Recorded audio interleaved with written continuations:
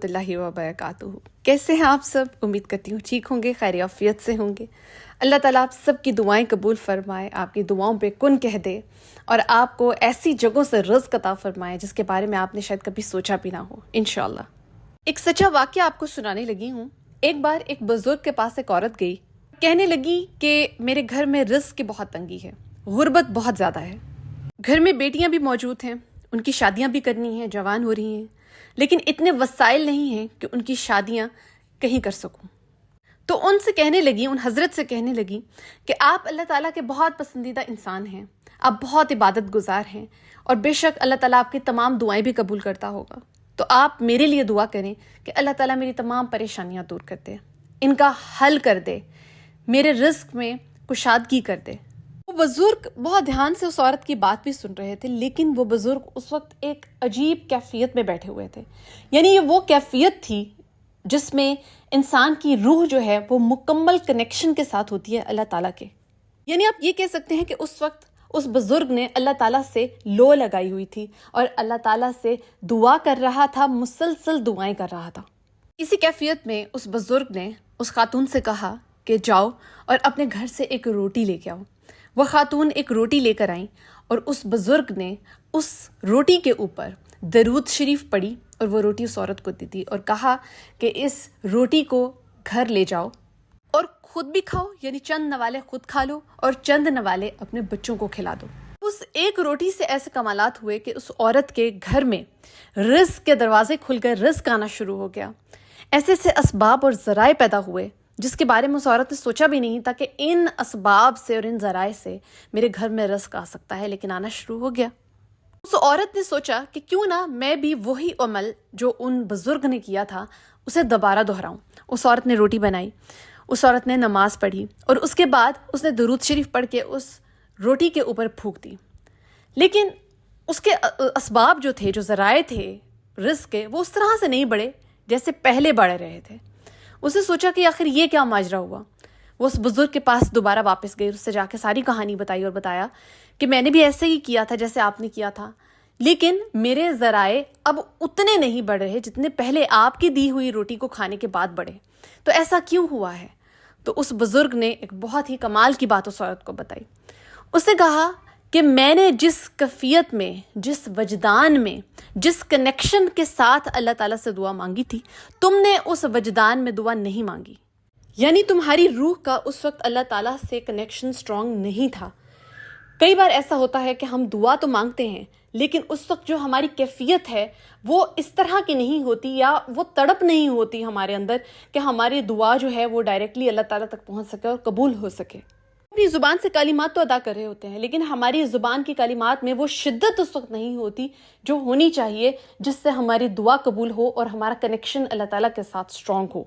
तो उस बुज़ुर्ग ने ये बात बताई कि अगर तुम इसी दरूद पाक को, इसी दरूद शरीफ को इतनी शिद्दत से पढ़ो कि इसके अल्फाज तुम्हारी रूह के अंदर उतर जाएं, तो तुम्हारी ज़ुबान से निकली हुई हर दुआ कबूल होगी। और ऐसे ही इंसान से अल्लाह ताला राज़ी होता है जिसकी दुआओं में शिद्दत होती है, कलिमात में शिद्दत होती है।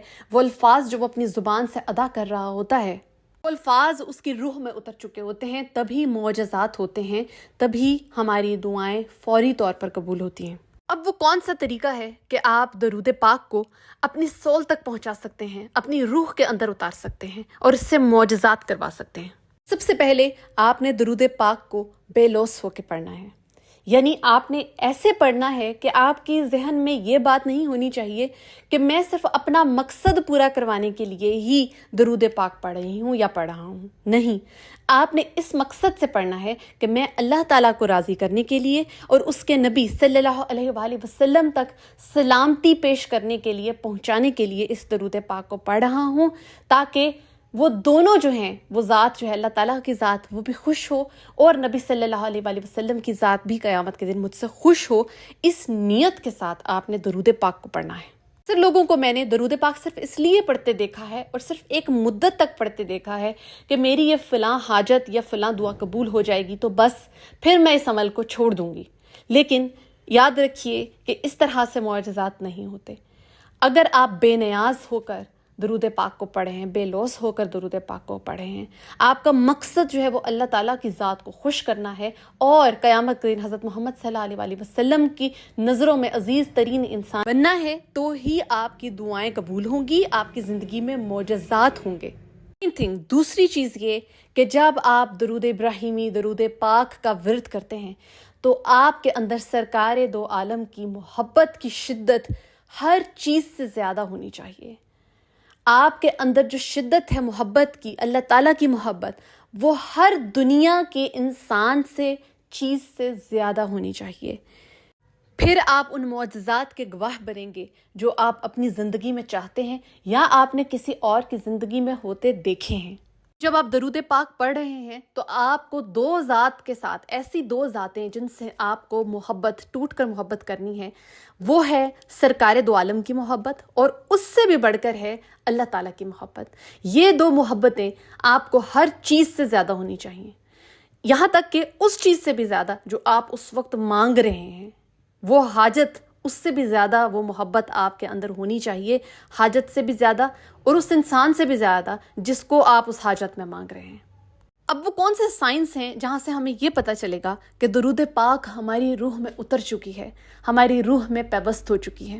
تو سب سے پہلا سائن یہ ہے کہ جب آپ درود پاک کا ورد کر رہے ہوں گے، آپ کو اپنے ارد گرد ایک سکون، ایک ٹھنڈک محسوس ہوگی، آپ اپنی ذات سے سیٹسفائی ہوں گے، آپ اللہ تعالیٰ کی ذات سے سیٹسفائی ہو جائیں گے۔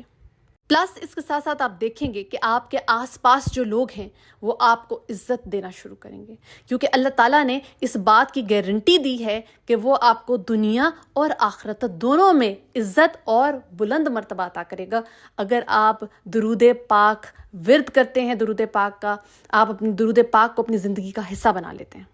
اور جب یہ درود پاک آپ کی ذات کا، آپ کی روح کا حصہ بن جائے گی تو آپ یہ بات محسوس کریں گے کہ آپ کی دعائیں مانگنے کی جو شدت ہے وہ بھی بڑھتی جا رہی ہے، یعنی آپ کی دعاؤں میں شدت پیدا ہوتی جا رہی ہے۔ جب دعاؤں میں شدت پیدا ہوتی ہے تو یہ بات یقینی ہے کہ آپ کی دعائیں ضرور قبول ہوتی ہیں۔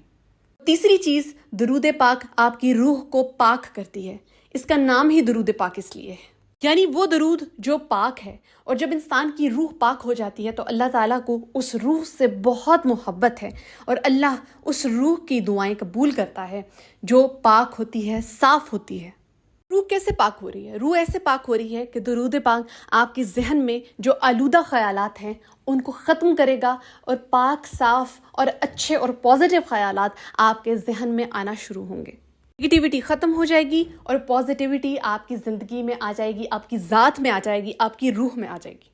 ایسی روح اور ایسی ذات جس کے اندر پازیٹیوٹی بھر جاتی ہے اور نیگیٹیوٹی ختم ہو جاتی ہے، تو یاد رکھیے کہ قدرت خود بخود ایسی ذات کی طرف، ایسی روح کی طرف، ایسے انسان کی طرف اٹریکٹ ہوتی ہے۔ کامیابی، رزق ایسے انسان کی طرف اٹریکٹ ہوتا ہے جو از خود پازیٹیو ہوتا ہے۔